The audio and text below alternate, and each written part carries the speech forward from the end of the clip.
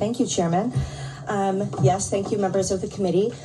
So I'm here today to introduce House Bill 7400, which, apropos to your recent conversation, provides free and accessible options for breakfast and lunch for all public school students here in Rhode Island.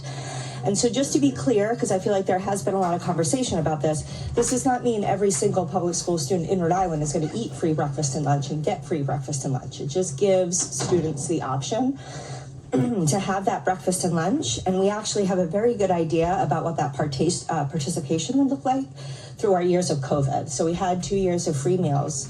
We know how many kids got those meals, and that was not every child. Some child and their families still elected to bring their own lunches. So we have a lot of policy experts speaking tonight, but from my perspective, the decision to provide universal school meals really corrects a historical oversight. As Representative Tansey mentioned, breakfast and lunch are really the only things that happened at a public school that are not paid for, regardless of a family's income. So my 2 kids take the bus to and from school, paid for, and nobody says, Justine, because you're home in the morning and you have a car, you have to pay for transportation or you have to get your child to school. Every student at my son's middle school is given a Chromebook, no matter how much money their family has. They're given textbooks. They're given opportunities for school sports, including both uniforms and travel to other school districts in the state, all for free, regardless of how much money their family has. And that is because that is what's fair, that everything that happens inside a public school should be an equalizer. The only place this doesn't happen is inside the cafeteria. We know that in the lunchroom, some kids don't eat because they are ashamed to be a free lunch kid. I hear that from a lot of people in my district. Some kids don't eat because their family doesn't qualify for free lunches, even though they aren't making ends meet at home.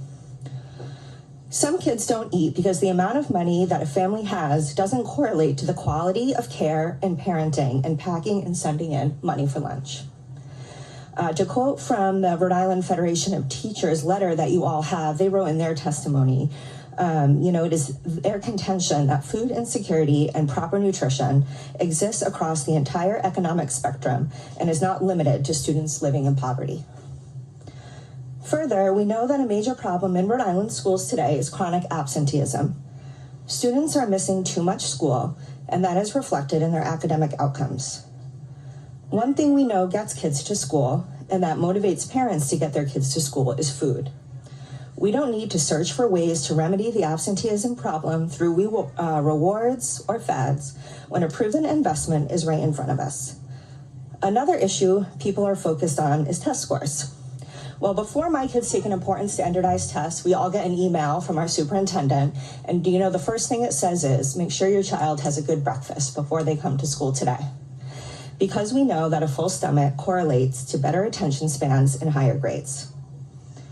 Finally, in the system we have set up today, a family of 4, so that's with 2 parents and 2 school-age children, that makes $55,000 a year, does not qualify for free meals. That's about $4,500 a month to pay for all of their expenses, a mortgage, car payments, childcare, health insurance, a phone bill. The list of family expenses is endless, and that doesn't even include surprise expenses like a car accident, having to miss work for an illness, needing a new water heater or dishwasher, which we needed both in my house a couple weeks ago. So the system we have set up today is ineffective and flawed, and in no way begins to capture the promise of providing meals to the kids who need them. But the fact is, all kids need and deserve to eat, regardless of their parents' incomes, regardless if their parents forgot to pack a lunch that day, regardless of anything that is happening in their lives outside of school, because school is a place where every kid should be feeling safe, protected, and equal to all of their peers. So I know this is a big investment, and I know a lot of people have been talking about that for the last couple of years, but I truly hope that this year you will give some real consideration to putting more money in the budget for universal school meals. And I'm also a little rushed because I rushed down from upstairs, so my apologies. I know, it's okay. But thank you so much for introducing the bill. Rep. Hall, please. Representative, what's the cost? didn't hear it. So the fiscal impact statement from last year said it was between $20 to $40 million, which is obviously a very big gap. But if you use the numbers that they use that took into account all the students who got meals during COVID, which I think is the best guess as to how many kids would continue to get these free meals, it was about $25 million a year for breakfast and lunch. Thank you, Representative. Thank you, Mr. Chair. Thank you. Nadone. No, right. Yeah, I know. Didn't I just see you? Yeah. By the way, I got a new dishwasher too. They're much quieter. Absolutely, yeah. But I'm looking at the bill, and I'm just looking at, I think it's page 3, line 5. I don't know if you put this in the bill or how the bill was drafted, but there's certain things in the bill. I don't know if you can answer the questions. It says purchasing to the maximum extent possibly local grown produce food items as defined by the Department of Elementary and Secondary Education. So with that, to the extent of that, would that mean if Rhode Island Farm is selling an apple, say, for $5, and there's one, I don't know, in another state that could be sold for $2, are we obligated to purchase that $5 apple?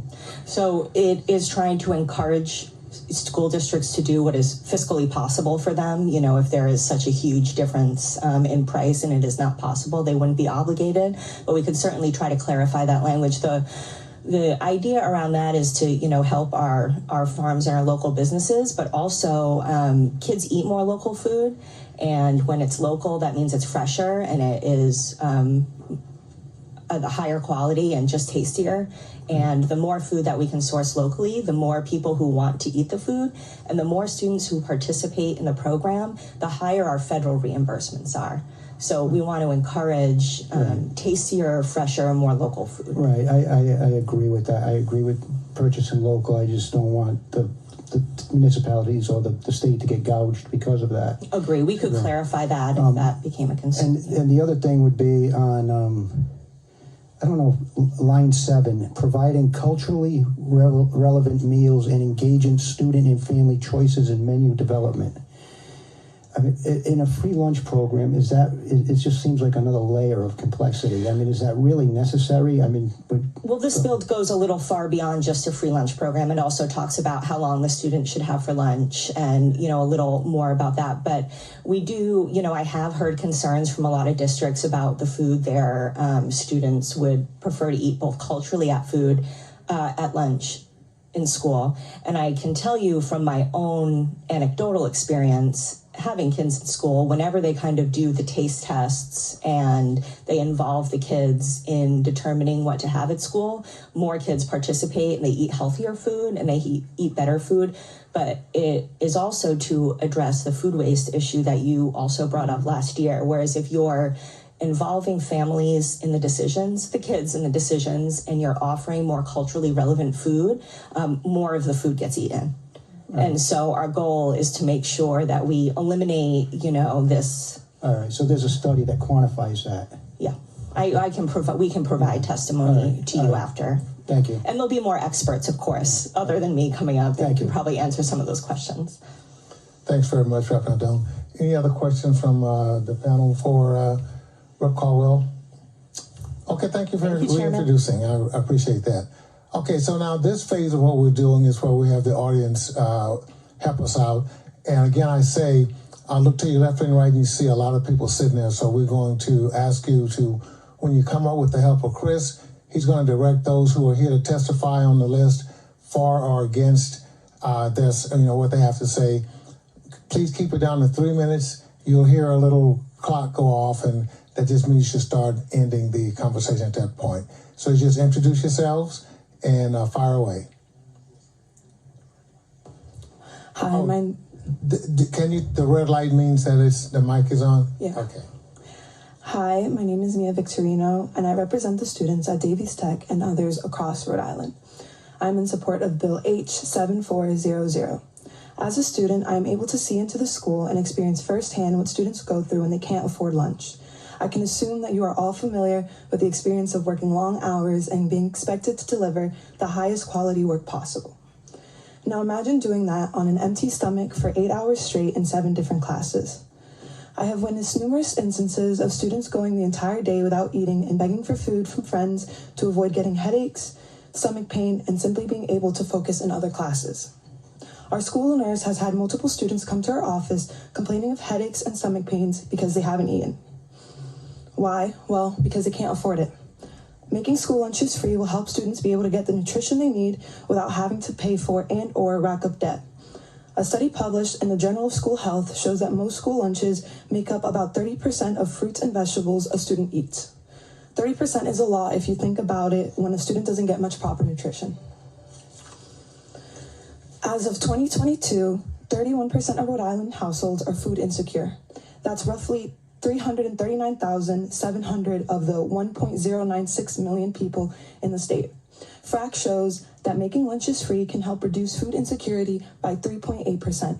Imagine that, being able to help 12,900 people. It's a small amount, but it's impactful.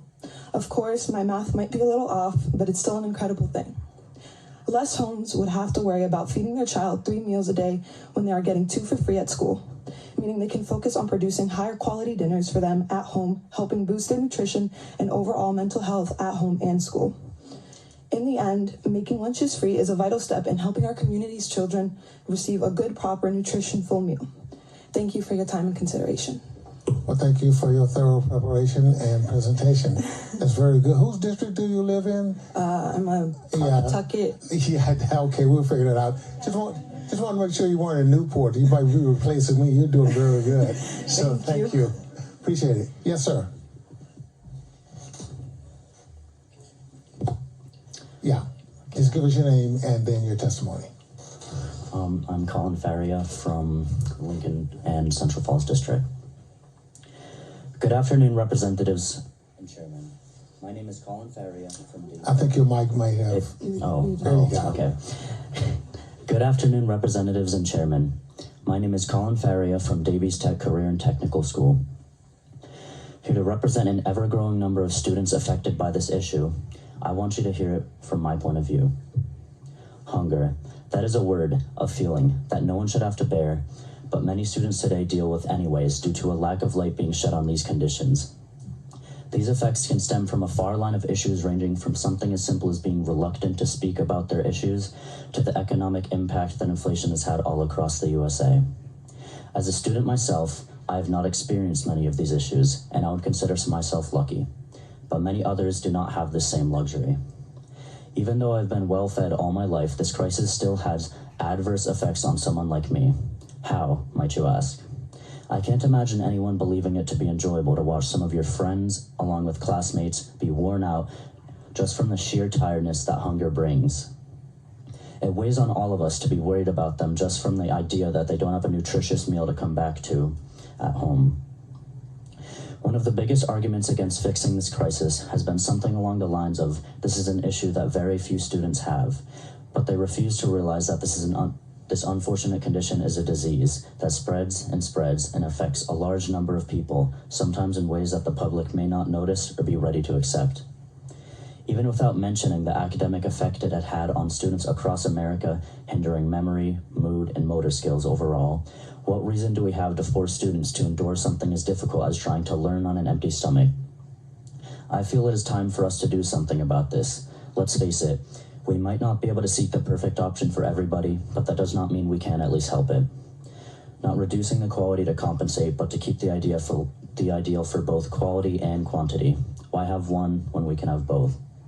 I ask you to do your best to find a middle ground and do something that should have been done long ago. End student hunger. Thank you very much for your testimony. I appreciate that. We're all learning tonight. Yes, sir. Okay. Good afternoon, representatives. I'm Tobias Westling, a sophomore at Davies Career and Technical, representing pre-engineering. Today, I stand not just as an individual, but as the voice for thousands of Rhode Island children enduring hunger in our schools. Hunger is not new to me. I've spent too many lunchtimes alone, not by choice, but because the system failed to provide the nourishment we need. The isolation isn't just due to the lack of free lunch. It's amplified by the stigma against those who go without it. I've faced questions about why I don't eat lunch, forced to explain that my single mother's income, though above the line to obtain free lunch, barely keeps us afloat. Education is an expectation in America and a privilege elsewhere. But how can we embrace these opportunities when basic nourishment is withheld? The few lunches I bring from home shouldn't be a marker of my mother's income. They should symbolize my right to learn without being restrained by hunger. The United Nations wants to recognize food as a legal right, with overwhelming global support. 186 out of 193 countries were in agreement. 5 did not vote, and 2 completely said no. My home, the United States, was one that said no. It was an outlier, denying American students a right that is practically acknowledged worldwide. Rhode Island's truancy laws mandate our attendance, but attending school hungry contradicts the meaning of education. We are obligated to be here, but we are not provided for. Imagine schools sourcing food from local farms, ensuring every student has not just a meal, but a nutritious one. This addresses the issue and boosts our local economy.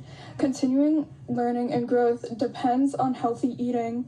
Healthy school meals for all is a policy that guarantees all public school students, regardless of household income, have access to breakfast and lunch at no cost throughout the school day. I push you to consider the impact of implementing free lunch programs for everyone in our schools. It's not just about nutrition, it's about protecting the means of education and the well-being of our students. Be a part of change, stand for what is right, and just ensure no student goes hungry within our school walls. Thank you very much for your presentation. Are you guys on a debate club at school or anything? You're doing very well. Any questions of the students who are there now? If not, thank you very much. We do. Okay, our next group.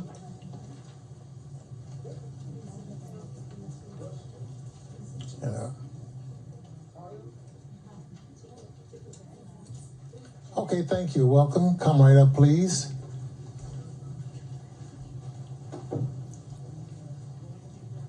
And as soon as you sit down, you can just give us your name and what you want to testify on, and we'll continue. Hi, my name is Clara Hardy. I'm a licensed social worker, and I support this bill, but I'm actually here to testify on behalf of my client who wasn't able to come here tonight because she's not feeling well. So this is her testimony. Hello, and thank you for taking a moment to listen to my story. My name is Alicia Lenahan, and I am testifying in support of House Bill 7400. I am a single mom of 3 residing in Coventry. I work multiple jobs, 4 to be exact, around the clock to make ends meet. Despite this, I do not currently qualify for any state assistance programs except for Medicaid for my 2 oldest children.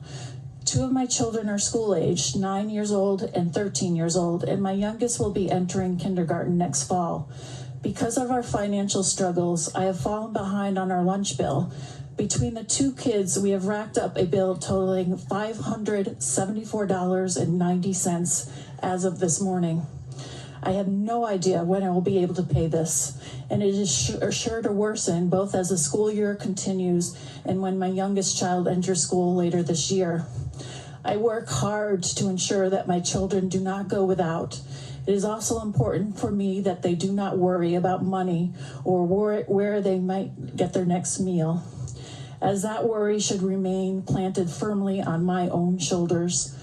Thusly, one can understand the distress I felt when I found out that my 13-year-old son not only somehow found out about his lunch bill, perhaps by a lunch monitor or by looking at a computer screen, but also silently put some of his own hard-earned cash down towards his lunch balance. My son, Kellen, is a sweet boy. He worked hard last summer to make perler bead crafts to sell at craft shows. And to save money for spending money. I encouraged that he do this as I wanted him to learn financial independence. This was his money. It broke my heart that he put the money he earned, about $45, towards his school lunch bill without saying a word to me until I asked. I am asking for those listening to please support House Bill 7400 and give the children of Rhode Island access to free breakfast and lunch at school. Worries about food should not plague our children. Worrying about debt for food, of all things, should not be on a 13-year-old's mind. Truly, they have enough to worry about. Thank you. And thank you for delivering a good message from a friend. We appreciate that. Yes, ma'am. Hello, everyone. My name is Bricia Rodriguez Reyes. I'm a junior at Classical High School, as well as an advocate for Young Voices, and I am a project leader for Farm Fresh. I'm here today in support for bill number H7400. This bill has been one of the most important things to me ever since I joined Young Voices. When I learned about the food insecurity happening in our state and how so many of my peers and myself were harmed by the lack of healthy meals in schools and the lack of access as well, I realized that this bill could be a huge change, not only for me and my peers, but my community as well. When I first came into this country, I had trouble eating the food I was served in my cafeteria. I'd become so used to the local fruits, vegetables, grains, and proteins from my homeland. Every time I ate in the cafeteria, I would become really ill and would need to take many forms of medicine in order to get better. Because of this experience, I no longer eat school lunch. I either bring a little snack from home, eat at home, or eat at other restaurants surrounding my school, like I did today. I'm fortunate enough to have food from home that I can bring and enough money to buy food whenever I want, but sadly, I know many of my peers don't. When it comes to kids, myself included, not eating enough food at lunchtime impacts my capacity to retain knowledge during class. This bill is so important because it could prevent other kids from spending time at school hungry and unable to learn, like I have been whenever I couldn't bring my own food. I don't want this experience to happen to other people, but unfortunately it does. This is why I helped co-create a survey along the Rhode Island to School network on school lunches. We found that out of the 150 students we surveyed on their satisfaction with school meals on a scale of 1 to 4, which with 1 being the worst and 4 being the best, 63% of students answered 1 to 2 on their dissatisfaction. This comes to show how school meals are no longer what kids look forward to anymore. Kids want good, healthy meals, and we need to give them what they deserve. Thank you so much for your time. I'll take any questions. Oh, you're a seasoned pro. I can tell the way you answer that question. Okay, no, thank you for your heartfelt testimony. It's much appreciated. Yes, ma'am. All right. Hello, everyone. My name is Kylie Ogaldes. I'm an advocate at Young Voices, a sophomore at Blackstone Academy charter, and a youth project leader for Healthy Meals for All. I'm here today in support of Bill H7400 to highlight the importance of this bill. I'm firm to believe that students have a right to receive healthy meals regardless of their financial situation. Some students are unable to receive food at home and can't get through the day without anything to eat. Speaking from my own experience, a lot of students I find myself surrounded by don't enjoy the food. Food either runs out in our cafeteria, students don't even get up to get food, but in a lot of cases, the food is not good, nor does it feel edible with its quality. Us as students, we deserve a good cooked meal made locally. My experience within Farm Fresh has proved students' dissatisfaction with their lunch. My colleague from Young Voices and I have co-created a survey and collected over 150 results from students in Providence, showing that only 32% of students actually want to eat the school lunch. And after asking, we've learned to increase those numbers. Students actually want more locally fresh foods, cooking from scratch, more spices and flavor, and especially more culturally diverse meals being served in their schools. This bill should pass for the benefit of students' education as well as mine. The direct connection of improved nutrition to better test scores and increased classroom attention shows the need of passing this bill. Without it, students who can't eat at home, those without a nearby grocery store, those relying on processed foods, and those who don't enjoy school meals will be deprived of the nutrition they need in their school environment. I ask that you please support me please join me in support of Bill H7400 to ensure that the students, regardless of their financial situation, can have access to healthy, flavorful, and culturally diverse meals. Your support can make a significant difference in our school lunches, as well as improving the educational knowledge students can absorb without focusing on their own hunger. Okay, thank you very much. I guess we have to check with Rep. Caldwell to make sure she didn't write the bill, because this young lady did a great job. We got two, Rep. Hall and then Rep. Nardone. Hang on. Oh, hold up, yeah. I'm only asking because I'm hearing two things here. One, that we need to pay for lunches, and another one that I'm hearing you're not satisfied with the quality of.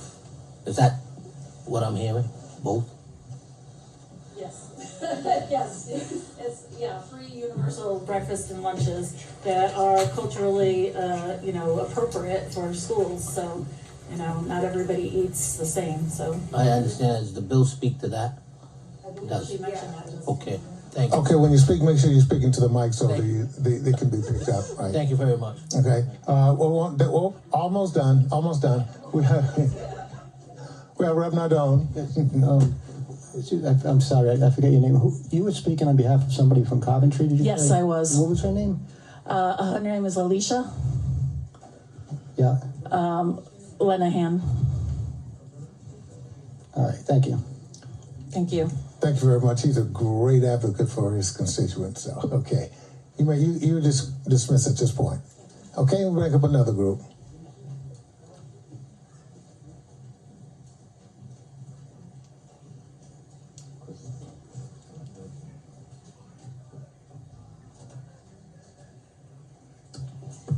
Excuse me, Chairman. Yes. Mark present, please. Could you please mark Rep. O'Brien present And yes and for yes on the holding the bills?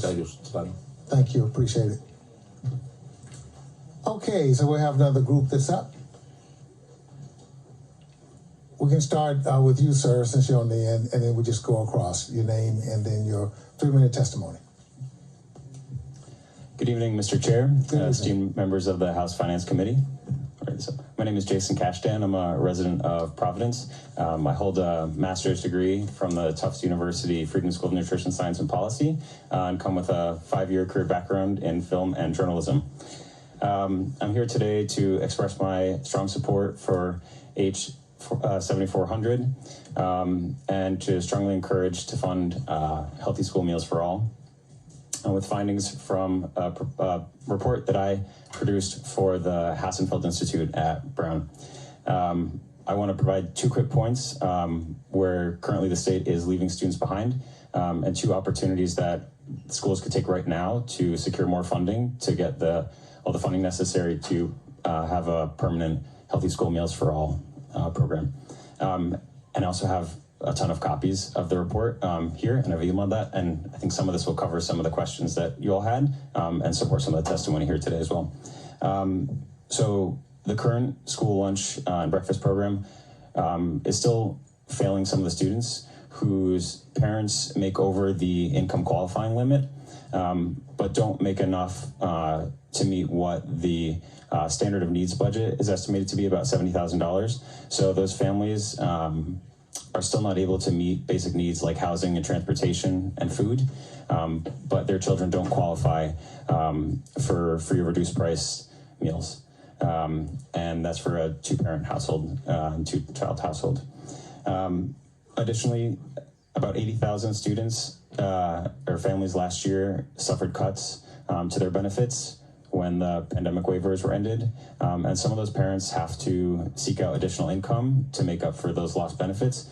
And in those cases, that can put them over the income qualifying limit. So they're trying to make up for the lost benefits, but then their children no longer qualify for the free reduced price meals.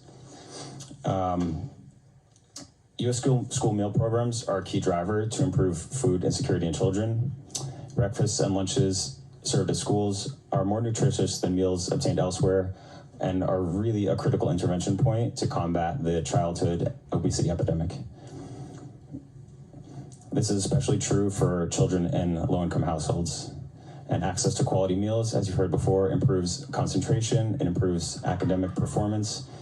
But when that support is cut, students, especially those in Black, Latino, and Native American households, suffer. So 2 options that we have, in addition to many others, to secure more funding right now. As we learned about the community eligibility provision, it's a really fantastic way that students can get free meals from schools. And we can group schools as districts or as multiple schools instead of having individual schools and not have enough money to cover that. Also to support some of the testimony from yesterday that talked about the growth aspect of the budget, and encourage more investment in local farms and local food systems that are encourage more participation from students. That's more funding for the state. The meals are better and more culturally relevant, and that's important, as some of the students shared today, for them to participate. So I strongly encourage you to support H 7400, and I'm happy to answer any questions. Thank you. Thank you for your research and your presentation. Yes, ma'am. Hello. There you go. Hello, my name is Jennifer Alberti, and I am a 10th grader at Blackstone Academy Charter School in Pawtucket, and I'm also a member of Young Voices in Providence. I am here in support of Bill H7400 because I think that schools should have like good and healthy food. We really need to think about families who don't have food or not enough money to buy food. We also need to think about students who are insecure and can't get good school food. It's been shown time and time again that students' concentration and memory, mood, and motor skills can be impacted negatively when students lack food. All that associated with low grade, absenteeism, and or tardiness. How can you expect us to come to school when we can't even be here without feeling like angry and exhausted? And my own experiences at school with being able to get free food isn't the best. There are so many times where we can't even get food because there isn't any more. And other times the food isn't cooked right, or like some of the meat is still pink, or in some cases, or most cases, raw at points, and the portion sizes are too small. And when like chicken nuggets or other food like that are served, they only give you not enough, and it's not enough to fill you up. And if they run out, they have like no alternatives, and if they do, it's either cold or not able to fill you up. And students go, like in some religions and cultures, students can't eat the meat given, and there aren't enough good alternatives to fill students up the whole day, so they go without food in their stomach, which affects their learning and moods. Schools also make kids either feel sick or get sick, which shows something is wrong with the food itself. Thank you. Thank you very much for your insight. Yes, ma'am.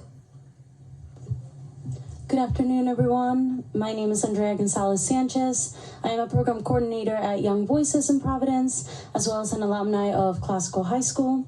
And I am here today in strong support of Bill H7400 because I believe that every single student deserves to eat healthy and free meals while in school. Food is essential to all of our lives, but especially the lives of young people that are growing. I know that I depended on school meals growing up, and whenever I skipped school lunch because of lack of appetizing options, I would spend most of the day groggy and hangry, which definitely did not help my learning. How can we expect students to come into school and be their best selves while hungry when we adults have our whole days ruined when we don't get our Dunkin' in the morning? Making school meals accessible to everyone and making them more appetizing and culturally diverse is imperative to ensuring that young people continue to grow and learn in the best way possible. I know that a lot of our students today said the school meal is not the greatest, but we still need it. We're still eating it, and it's clear because they're all talking about it today. And if we pass this bill, we can ensure that not only is every student eating the school meal, but they're looking forward to it. They're enjoying classes more because they're not hearing their stomachs rumble. So I am encouraging you all today to support us in passing this bill and to ensuring that every single student that comes to Rhode Island can very proudly say that they get their free meals and healthy meals from school. Thank you. Thank you very much for your testimony. Any questions of those at the panel? Okay, if not, thank you very much. Appreciate it.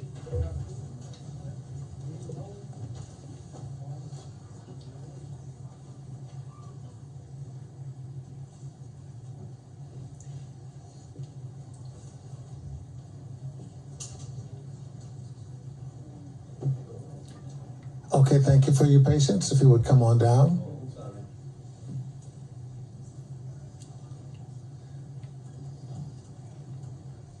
Thank you so much. Appreciate it. We'll start with you, ma'am, on this side. Yeah, just your name and then what you're testifying on. Hi. Thank you, Chairperson Abney and members of the House Finance Committee. My name is Amy Mullen. I'm the Vice President of NEA Rhode Island, but today I'm here because I'm a teacher in Tiverton. I've been a teacher in Tiverton for about 30 years.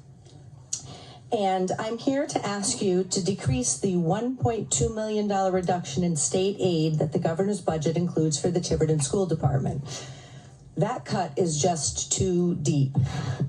The state is cutting $227,186 because our enrollment is down 60 students and we have fewer students in poverty. The state share ratio is decreased $681,548, and our high-cost special ed funds were reduced $349,372,000, which is a total of $260,080 less in state aid. This works out to state aid of 24.7% of our school department's fiscal year 25 budget, which is a 5.2% decrease from just 2 years ago, when the state share was 29.9% of our budget. We've cut 37.7 staff positions since 2020. Our teachers' salaries rank 34th out of 38. We're not highly paid educators comparatively to the rest of the state. We weren't able to hire additional social workers, guidance counselors, or school psychologists to help deal with our students' increasing mental health needs during COVID. We weren't able to hire additional interventionists to create support programs to deal with COVID learning loss. We've used our fund balance, our Medicaid funds, and our ESSER funds to make our budgets work, just to keep what we have. Our fiscal year 24 operating budget was $35,574,366.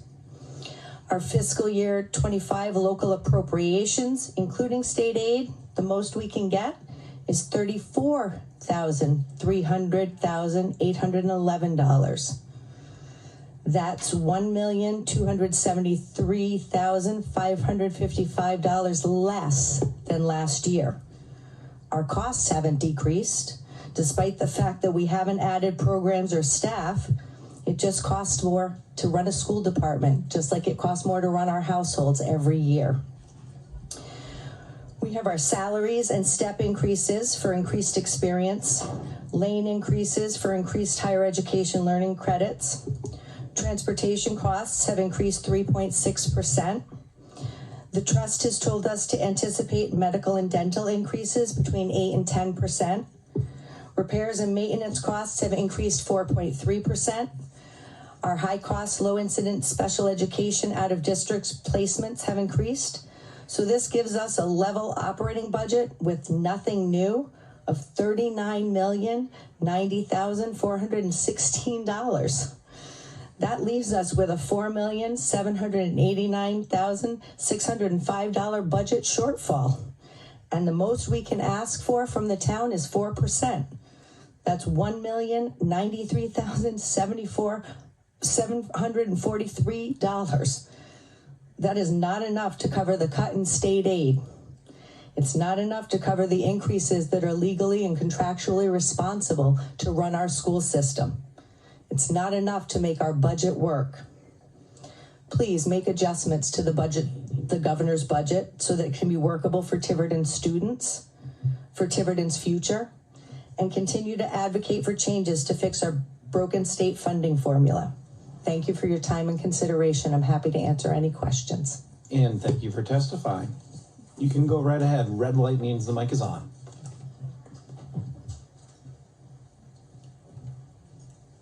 Thank you for having me.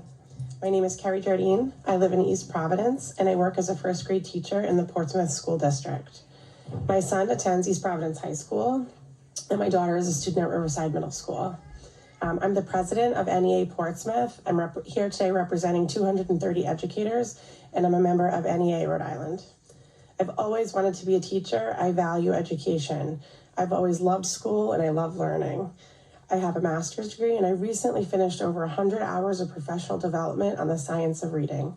My colleagues and I, we love what we do. We provide a high-quality education for our students. We got into this field because we want to be in the classroom helping kids learn, grow, and live the best way they can, the best life that they can.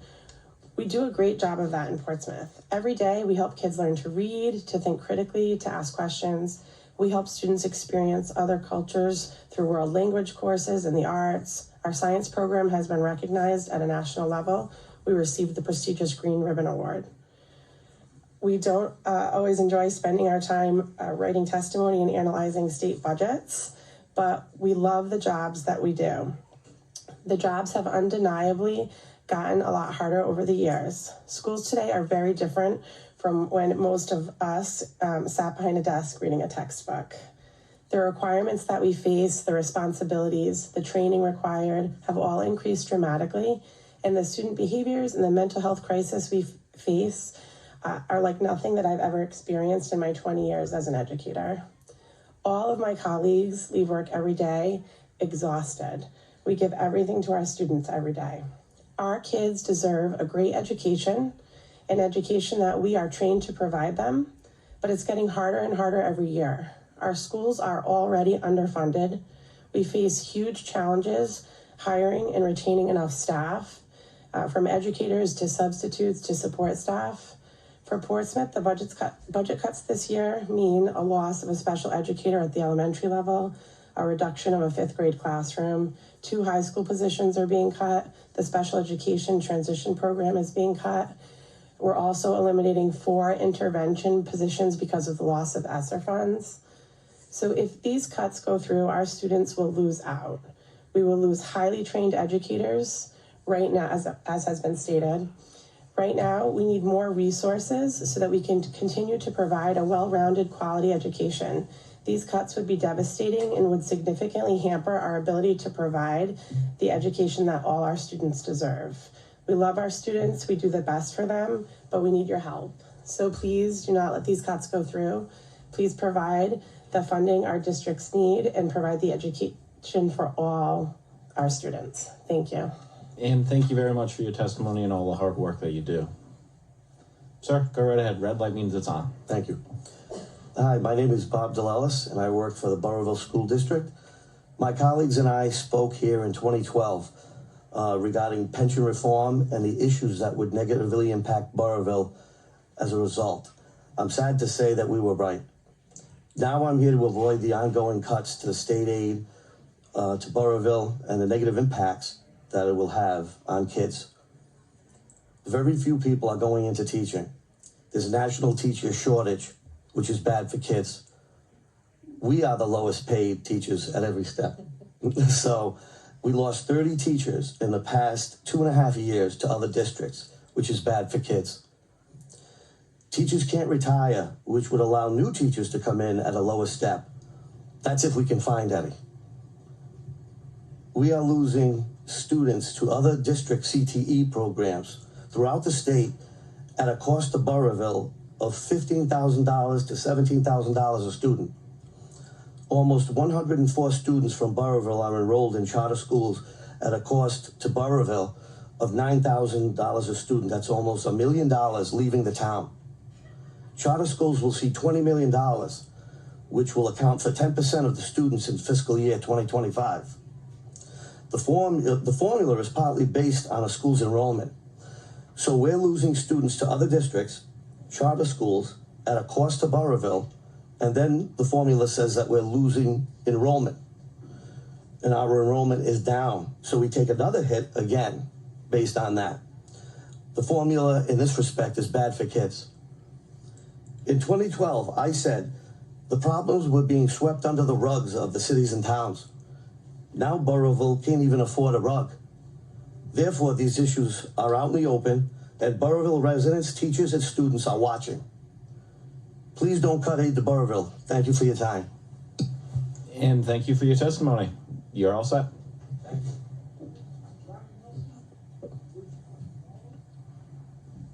All right, and while the clerk is calling up some more people, We're going to spice things up a little bit. We still have a room full of witnesses, and just to make sure that we're moving as efficiently as possible, once you come up and you testify, you can hop out, clear the seat out, and we'll have another witness come up and testify, so there's not this pause like we're having now, so that everybody has an opportunity to testify in a timely manner before it gets too late.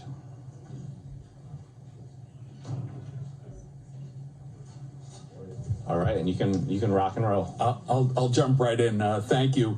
James Parisi, field rep with the Rhode Island Federation of Teachers and Health Professionals. I'm here in support of the Universal School Breakfast and Lunch Bill, and I have some objections to Article 8.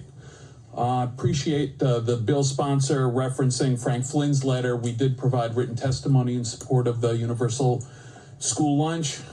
There's been a lot of focus in schools on attendance this year, and food insecurity certainly contributes to the chronic absenteeism we're seeing in students throughout the state of Rhode Island, part of which would be alleviated if we enacted a universal school breakfast and lunch program. There are a whole host of education outcomes that would be positive should we enact this program. Our national union has been advocating for this program for years. They've shared a lot of research for us. What I heard in the hallways last year about this issue was it didn't move forward because of budget reasons. I think if that's the case, Rep. Alzate has a terrific revenue-raising idea that will garner over $125 million for programs like this, which hopefully you'll take a close look at. If there are policy issues that any of you have, we've got a lot of resources and research that I'd be glad to share with you. Just hunt me down and let me know, and we'll provide that for you. But it's an important program, ought to be enacted this year, particularly after you get a more realistic cost estimate with the changes in the federal guidelines. Now on to Article 8. There are 3 issues in Article 8. 2 are good, 1 is really bad. You know, the MLL funding is obviously a positive. Our preference has been and will continue to be MLL funding should be part of the core formula, not a categorical, but in that the governor's proposing an increase in the categorical. We think that's a terrific idea. The school breakfast and lunch funding, that $800,000, it's better than nothing, but we can certainly do a lot better than that. But the change in the formula that yields a $26 million reduction is just an awful policy. First of all, on the policy, it's recognizing CPI. Schools are a people business, and CPI is overweighted on goods, not people. And this is just going to serve to be a further suppression on teacher and school employee compensation, which are problems already. Teachers are inadequately compensated already. There's a growing teacher shortage. Other areas of the country saw it before Rhode Island. We're seeing it now. It's going to be worse if we suppress education funding formula by making references to non-people businesses. The other main reason is the lousy teacher pension, but I'm confident this year that you will do something to improve the teacher and state worker pension to make the profession more appealing. Final comment on what the disconnect is. People talk about tens of millions for education. Prior witness was right. You're giving, or the governor's proposing, $20 million for charter school expansion, $14 million for everyone else, all public school districts. That's not sustainable when regular public school districts, the traditional public schools, educate 90% of the students in the state. We need to look at the funding formula, but this proposal isn't the way to move forward. Thank you. Thank you, Jim. You're all set. You can go right ahead. Red light means it's on. Thank you. Thank you, Mr. Chairman and member of the committee, for allowing me to provide testimony today. My name is Jessica Vega. I'm a senior policy analyst at Rhode Island Kids Count. Rhode Island has prioritized ensuring that all children have access to high-quality education. In 2010, the General Assembly enacted the state's first education funding formula based on equity, adequacy, predictability, accountability, and efficiency. We thank the General Assembly's leadership and that of the House and Senate Finance Committee for their dedication to establishing, fully funding, and seeking improvements to the funding formula for all students. Rhode Island Kids Count would like to voice its concerns for elements in Article 8 of the proposed budget relating to education. First, the proposed year-over-year spending cap. Despite efforts, the achievement gap between poor students and their peers persists over the past 50 years. Concentrated poverty in schools exacerbates this gap.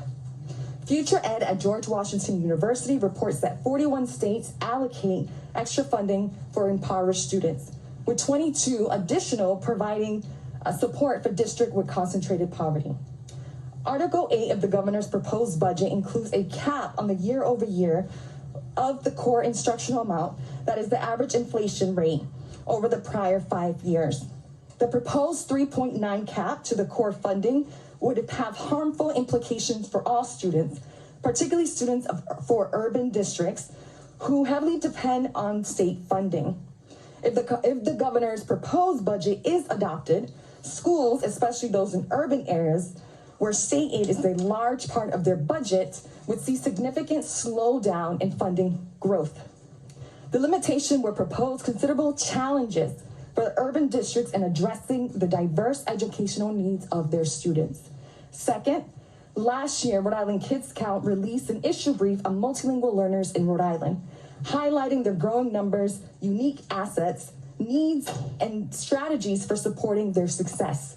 During the 2021-2022 school year, there were 16,682 multilingual learners in Rhode Island, representing 12% of all students enrolled in public schools in grades pre-K to 12.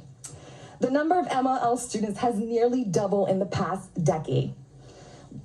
We greatly appreciate Governor McKee's proposal to increase categorical funding by $16.6 million for MLLs, bringing the state total funding to $36.1 million. However, nationally, states that seem the strongest outcome for their school funding reforms have implemented strategies that provide continuity and flexibility and funding so school districts can invest in high-quality, evidence-based programs that deliver results. We also ask that you considered including a separate student success factor for MLLs in our state's education funding formula to better meet the needs of this important and growing group of students. Lastly, and I'll end here, we'd like to thank the governor again for including a proposal to help children access free school meals and FY25 budget. However, we do feel that this proposal does not go far enough.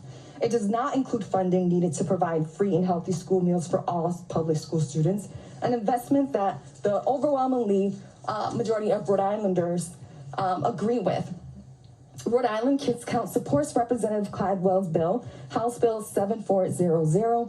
Thank you for all your hard work you do in establishing the funding formula through legislation to ensure that it's fully funded and to seek improvements to the funding formula to better meet the needs of Rhode Island students. And thank you again for the opportunity to provide testimony today. And thank you very much for hanging in there and testifying. So you're all set. Go right ahead. Good evening, members of the, I'm colorblind, is that on? Yep, it's on. It's on. Okay.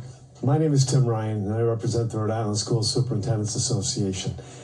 First of all, I want to thank you individuals for your patience and hard work in listening to the testimony. It's greatly appreciated and serving as legislators. I want to thank you for the legislative support over the last couple years. We went through a horrific issue with the pandemic. We're seeing enrollment declines, and districts would have been devastated without the support that the General Assembly gave to stabilize during this time, during these difficult times. We really appreciate the funding formula. Part of that, I've been in public education for 50 years in Rhode Island, and this funding formula was one of the best things that the legislature put forward. I'm very concerned, however, as we move away from a core component of that, and that is the inflation rider by comparing Rhode Island with Connecticut, Mass, and New Hampshire.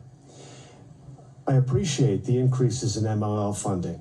I appreciate a number of the efforts, but I'm very concerned that this could divert into categorical funds as opposed to the structure of the funding formula.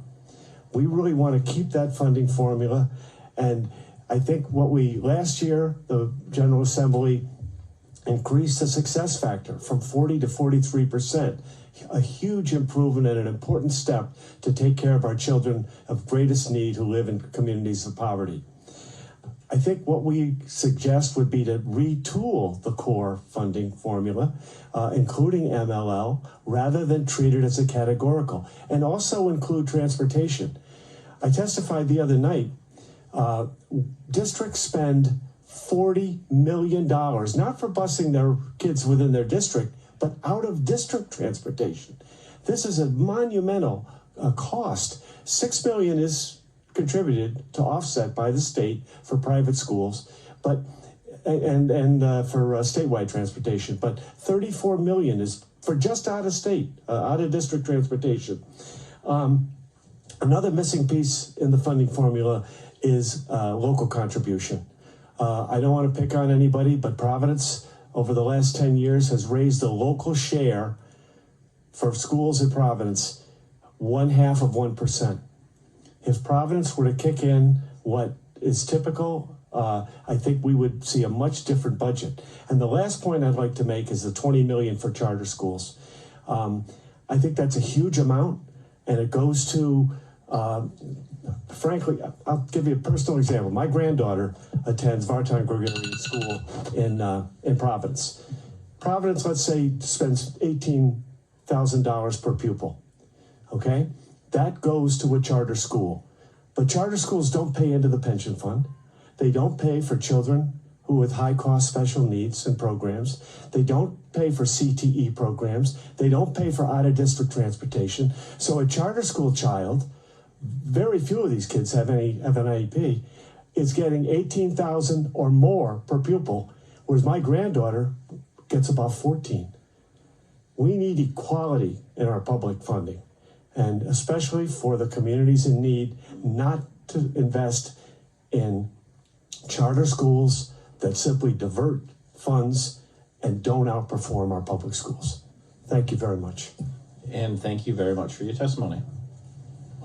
And you two are all set. You can go right ahead. Red light means it's on. And we can bring 2 more folks up. Great. I think it's on now. Are you? Yep, I can hear you. Wonderful. Good evening, everybody. I'm Stephanie Geller. I'm the Deputy Director at Rhode Island Kids Count. And I think we're shifting gears back to talking about House Bill 7400, the Healthy School Meals for All bill. I'm here as part of the Healthy School Meals for All Coalition to voice Rhode Island Kids Count's strong support for House Bill 7400. And I really want to thank Representative Caldwell for sponsoring the bill and for the really wonderful introduction that was very informative that she gave earlier. So I will try to not repeat remarks that have already been made by others. In particular, all the really wonderful personal remarks made by parents and young people who were here earlier this evening.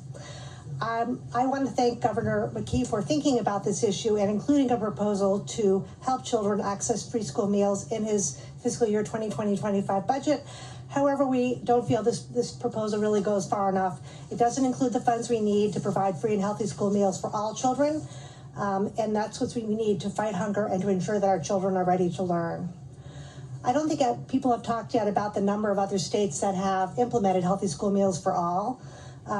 Many of them tried it out during the COVID pandemic, and some of them added it for another year, and then a number have made it permanent now. These states include our neighbors in Maine, Massachusetts, and Vermont, as well as states that are farther afield like California, Colorado, Michigan, Minnesota, and New Mexico. And there have been some really great reports that have come out recently showing the enormous impact of these programs in those states. So I encourage all of you to look at that as you consider this proposal.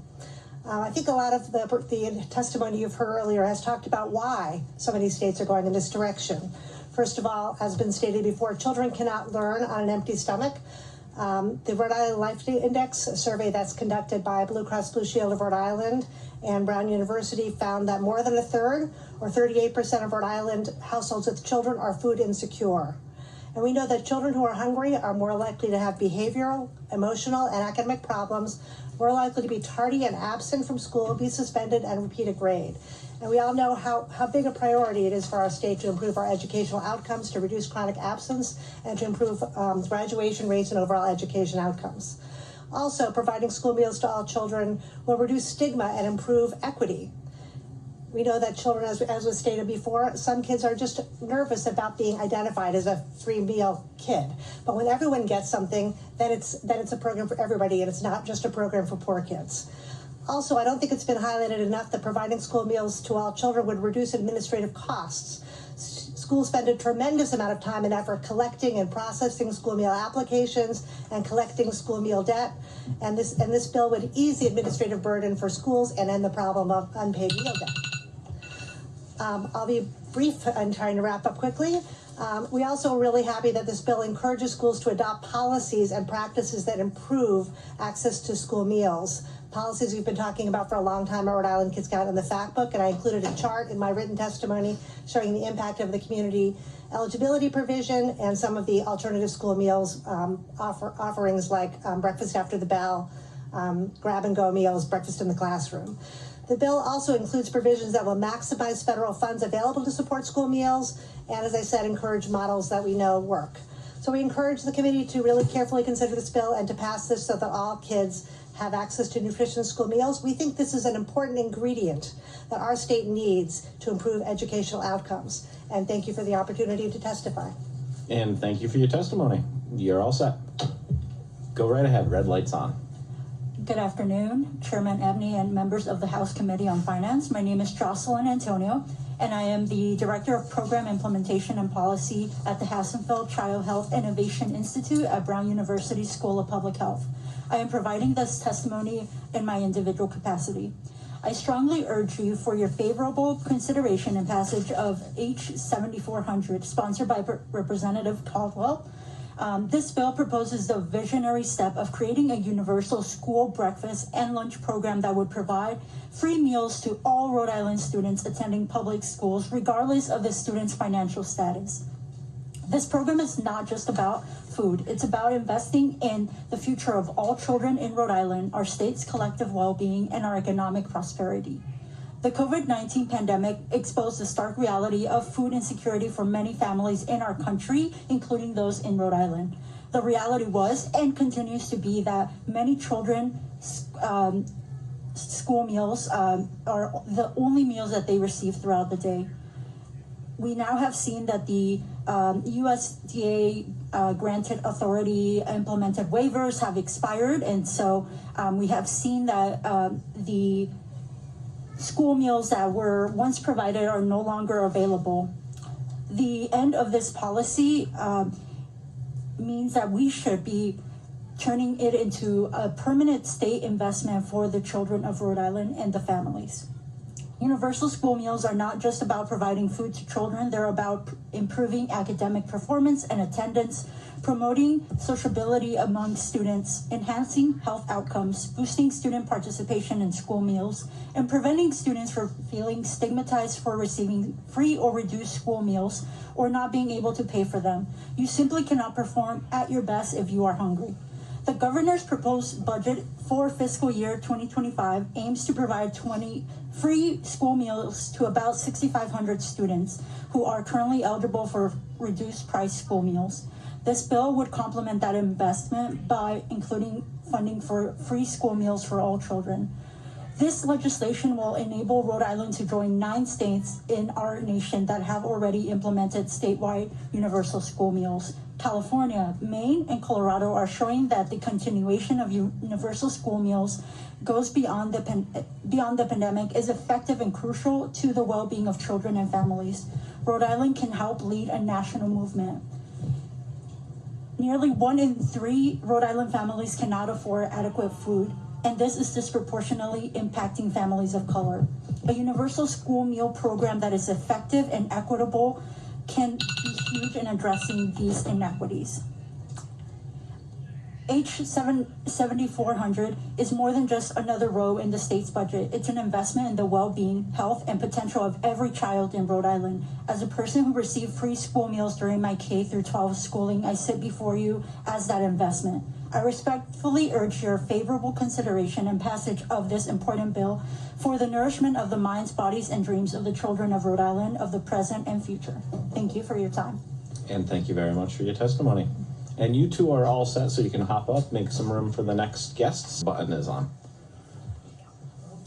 I'm Trish Cawley, and I am North Kingstown's Child Nutrition Manager.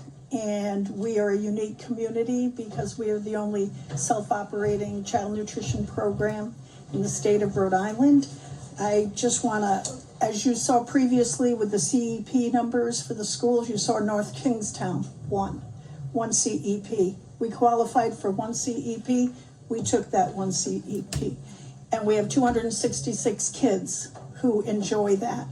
Part of the problem with that is I live here and I am a CEP school and you live there and we see each other and you're paying. So we have that inequity, but we're never gonna not turn over a stone to see what we can do about it.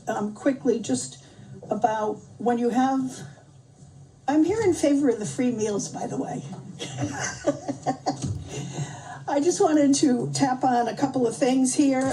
As far as local agriculture goes, I can't say enough about Farm Fresh RI and RIDE and what they've been doing for a few years now. We've never served more local.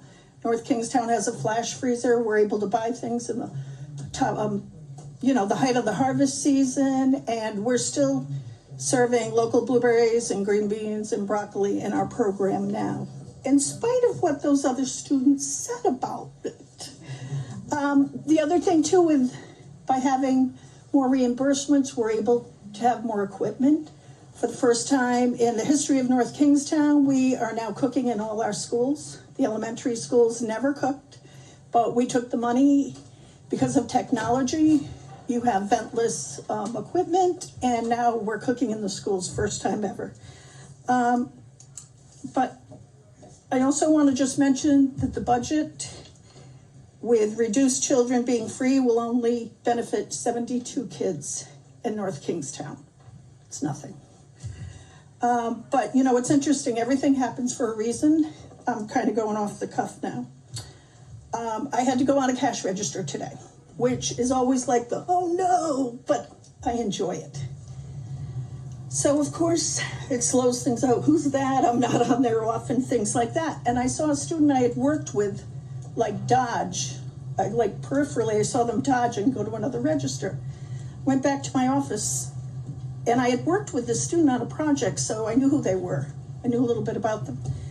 And I looked up their name, and they had lost their meal benefit as of October. And I remember discussing with this student how the application process was so overwhelming. So I looked at this person's transaction sheet. I wanted to compare how much they ate when they were free, how much they ate once they became paid. This individual participated 70% of the time, 7 out of 10 days. They were in school, they were having lunch. And now, since they lost their eligibility, it's 1 out of 4. It's 25% less times, which equates to 63 less times this person had lunch than when they were free. They also have 2 siblings, and I looked up the siblings, and one, and actually the person who I looked up, they owe money. Luckily, they are eating that 1 out of 4 times. We don't care about that. They're getting a reimbursable meal.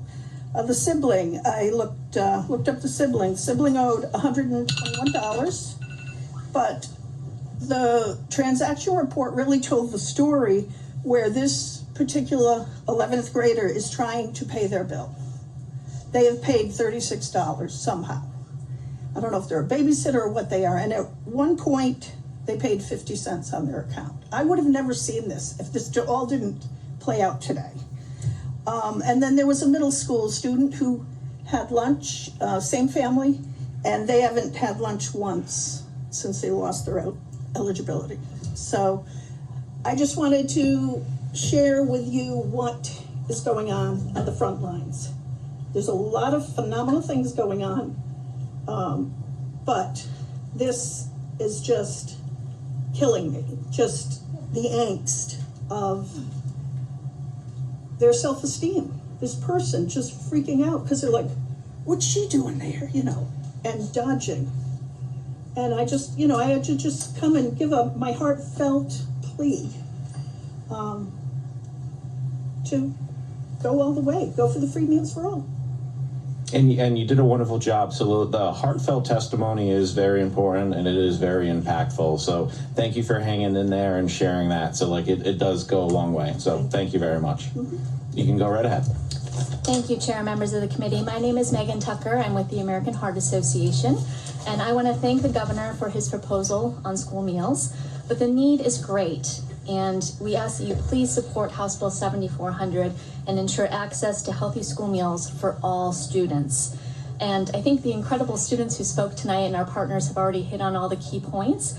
I would just add that good nutrition is essential not only for children's health and well-being, but for academic success. If we want to improve educational outcomes, if we want to achieve Massachusetts educational outcomes, we must ensure all students are well-nourished and ready to learn.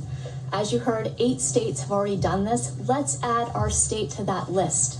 We did submit written testimony with the Rhode Island Healthy School Meals for All Coalition that includes 40 organizations from across the state.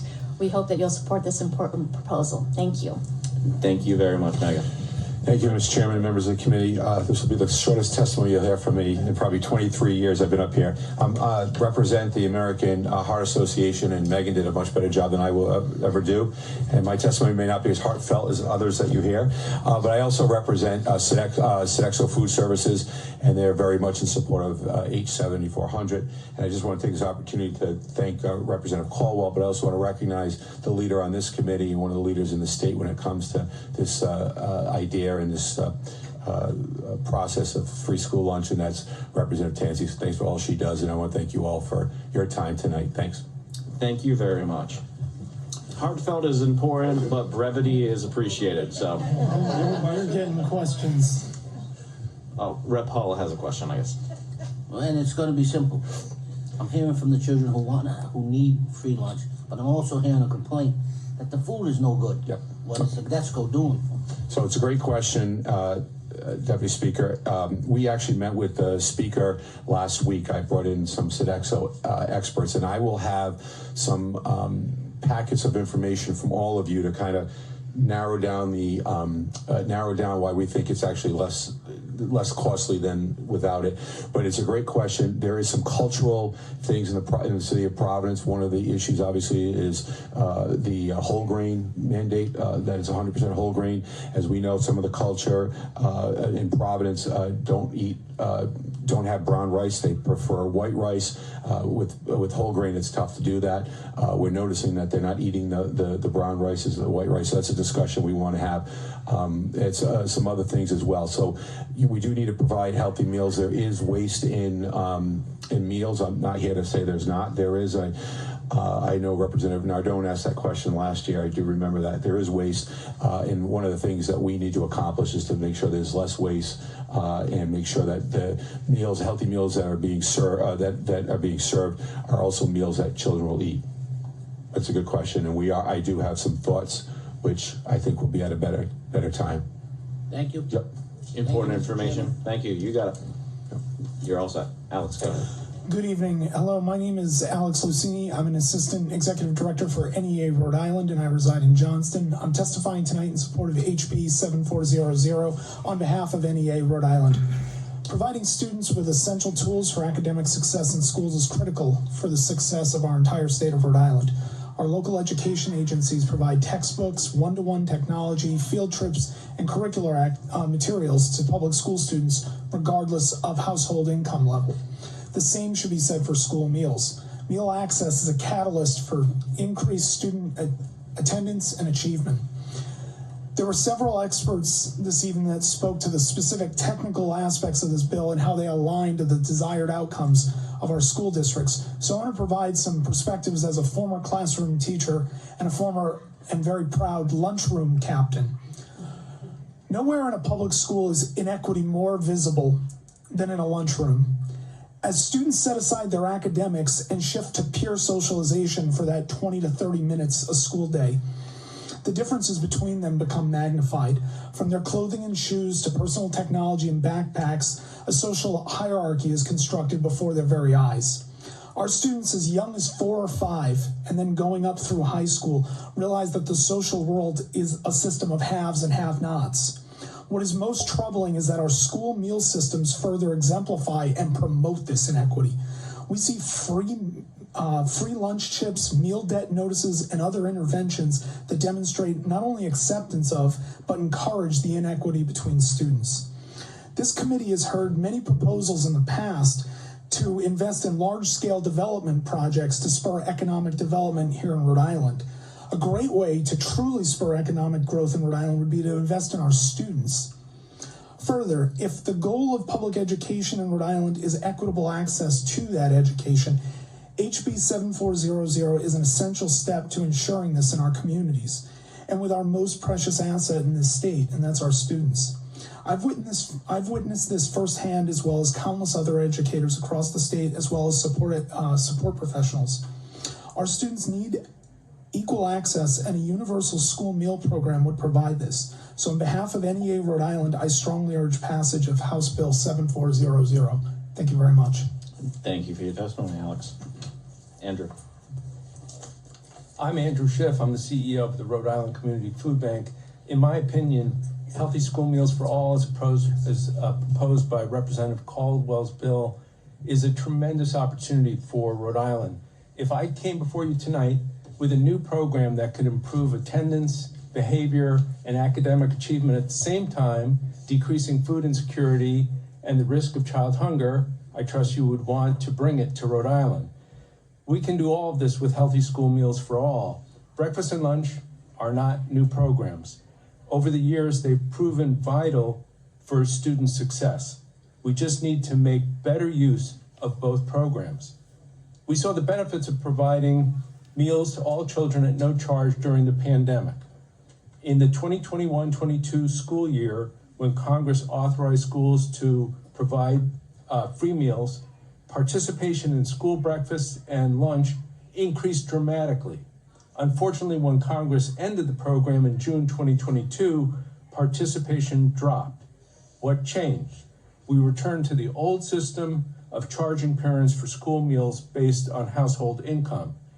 Every school day, 11,000 fewer kids ate lunch and breakfast. Over the course of the school year, that's 4 million missed meals.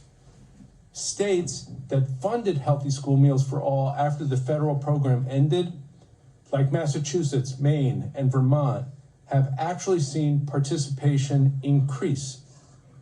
The end of the federal program in Rhode Island couldn't have come at a worse time. As you all know, food prices increase and more families can't afford adequate food.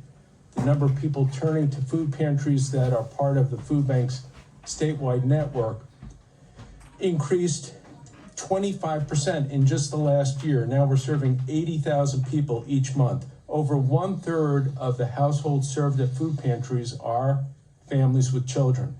I would much rather see children in line with their friends at the school cafeteria than children in line with their parents at a food pantry. Let's make sure that all children have the healthy food that they need at school. Thank you. Thank you, Andrew. And then you can go right ahead. Red light means the mic is on. Okay, thank you. I think I am the last person to testify, so I'm not going to use my testimony, but I'm just going to tell you a story. My name is Karen Wetherill, and I'm the co-director of Rhode Island Healthy Schools Coalition. And in that role, I am out for, it's been about 20 years now, in schools every day, working with district wellness committees, administrators, parents, students, all on issues of health and wellness, including nutrition in the school meals program. So I'm just going to tell you a story that will just illustrate the impact of both equity and investment. So earlier this year, I was out during lunch in a cafeteria in an urban ring high school. And the food service provider that day was serving a special meal of actually local beef, locally sourced beef. So they try very hard, again, with the Farm to School program, and had purchased from local cattle, made patties. They had a burger bar set up, not just with the burgers, but with toppings, fresh lettuce, tomato, onions. They even had local mushrooms, sauteed peppers and onions, and then great sides, potato salad, macaroni salad. They had fresh fruit. And I'm telling you, the kids were going crazy, right? So they were going through, it looked delicious, smelled delicious. So now I'm out into the lunchroom, kind of walking around, and I went up to a table where there were 3 young boys sitting at it. And one just looked up and he was like, this is the best burger I've ever had, right? And they are chowing down on this. And then I noticed the 3rd boy, there were 3 of them there, and he has a bag of potato chips. And I knew from the chips that those were not sold at schools because they weren't baked chips. So those came in from outside. And before I really thought of what I was doing, because I didn't really want to embarrass him, but I kind of looked over and said, did you not want to have the burger? You didn't want to try it? And he just looked and quietly said, no, I wasn't hungry. And one of the friends said, yeah, he never eats at lunch. And they're just right next to him at the same table, eating this delicious burger. And so then I realized, and I said, oh, I understand. We all have, you may feel hungry at different times. I hope, when you get home, you might have something. And he said, oh, I find anything I can eat when I get at home. And that was that. And when I left, I knew, I can't be sure, but I thought, this kid doesn't have any money on his school meal account. He doesn't have a qualified application to get a free meal or a reduced price meal. Could he go through the line? Yes, Trish Cawley and all of our food service directors would not deny any student a meal, but they're going to get a bill home. And there's a lot of kids that are going to say, I don't want that to happen to my mom or my dad that get a bill home. Or they'll go through and they'd get some districts, when you talked about that, Rep. Tansey, what the policies are, an alternative meal. So they would walk away with a cold cheese sandwich or a nut butter sandwich, and they don't want to do that. And here they were with the 3 of them, and those 2 other boys were having a great lunch. So that's a story about equity. Also with this, when you might think, how did they pay for this local beef? They can't do it every day, but they are starting to menu it. And the reason why this community still had a good balance in their school meal account, because during COVID, when the feds made it free and the participation went up and there were greater reimbursements, there were investments made in the meal program. What they're going to be doing, I hear soon, is they were able to purchase equipment, rotisseries. So they're going to be going to Buffoni Farms in Johnston, buying local chickens, again, contributing to our local economy, roasting them, how delicious, shredding them, making chicken tacos, slicing them, chicken sandwiches, because they have money in their account. We need to invest in our school meal programs. And this is precisely a program can do that. Make it equitable for everyone to have access, for every child who's in a public school, without cost to them, but invest in our programs so that we can do it. And we won't hear the kids saying, we need food, but we want to have better food. So thank you. Thank you very much. Thank you for that anecdote. Very vivid, so I can almost smell the food. So good job. Yeah, I wish I could have eaten it. It was, it was great. All right, so if that exhausts the witness list, that concludes the hearing today. So thank you very much.